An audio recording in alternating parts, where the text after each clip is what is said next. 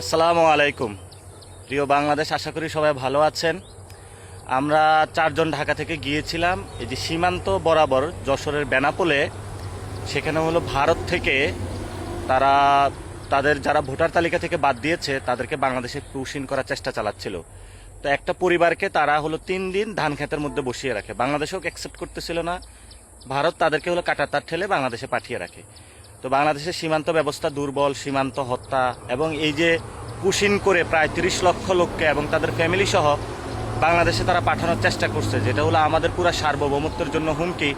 এমনি আমাদের এখানে রোহিঙ্গা আমরা ক্রাইসিস থেকে এখন উত্তরণ করতে পারি নাই। এমত অবস্থায় এই ধরনের বড় একটি বিপর্যয়ের মধ্য দিয়ে বাংলাদেশ যাচ্ছে।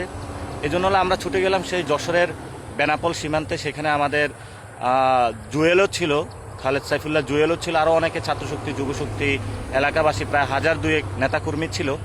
আমরা সেখানে যেই জায়গাতে তাদেরকে পুশিন করেছিল সেখানে গিয়েছিলাম। তো গতকালকে যেটা হয়েছে, গতকালকে আমরা আজকে যাব এটা শুনে সে মানুষগুলোকে ভারত ফিরিয়ে নিতে বাধ্য হয়েছে।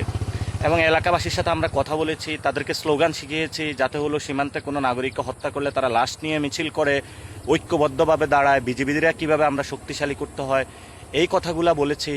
এবং সাথে সাথে বাংলাদেশের সার্বভৌমত্ব এবং মর্যাদাকর বাংলাদেশ কীভাবে আমরা গড়তে পারি সে বিষয়ে আমরা সীমান্তবাসীর সাথে কথা হয়েছে। তা আমি আজকে আপনাদের মোবাইলে একটা ভিডিও নিলাম এবং এটা একদম সেলফি ভিডিওতে করছি, কারণ আমার ঝিনাইদহতে যে ক্যামেরাটা ছিল সবগুলা আমাদের ক্যামেরা প্রোডাকশন টিমে যা ছিল সব কিছু হলো এই ছাত্রদল হলো চুরি করে ডাকাতি করে নিয়ে গিয়েছিল। যাক, আল্লাহ ভরসা, এখন মোবাইল আছে, মোবাইল দিয়ে ভিডিওটা করলাম।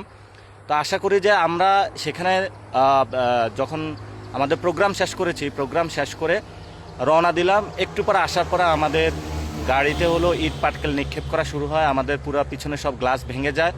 আল্লাহর রহমতে আমরা নিরাপদে আছি। এবং আমরা আপনাদের উদ্দেশ্যে বলবো যে বাংলাদেশের পক্ষে দাঁড়ান। এখানে কোনো এনসিপি, জামাত, বিএনপি কোনো দলাদলি নেই। বাংলাদেশের এটা জায়গা। আপনার ইন্ডিয়া দেখেন, ন্যাশনাল সিকিউরিটি হলে সব দল একসাথে মিটিংয়ে বসে। তাহলে আমাদের এত বড় একটা ন্যাশনাল ক্রাইসিসে কেন সবগুলো দল একসাথে বসতেছে না? কেন প্রধানমন্ত্রী সবাইকে ডাকতেছে না? এবং কেন এই বিষয়টা রিজলভ করতেছে না? কেন ভারতকে কড়া বার্তা দিচ্ছে না? এই বিষয়গুলো আমাদের তরুণদের মনে প্রশ্ন থেকে যায়।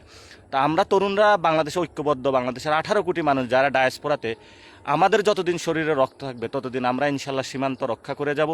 সীমান্ত এবং সার্বভৌমত্বের প্রশ্নে, ইসলাম এবং মুসলমানদের প্রশ্নে আমরা বাংলাদেশে কোনো আপোষ করব না। সবাই ভালো থাকবেন, দোয়া করবেন আমাদের জন্য। আসসালামু আলাইকুম। ইনকিলাব জিন্দাবাদ।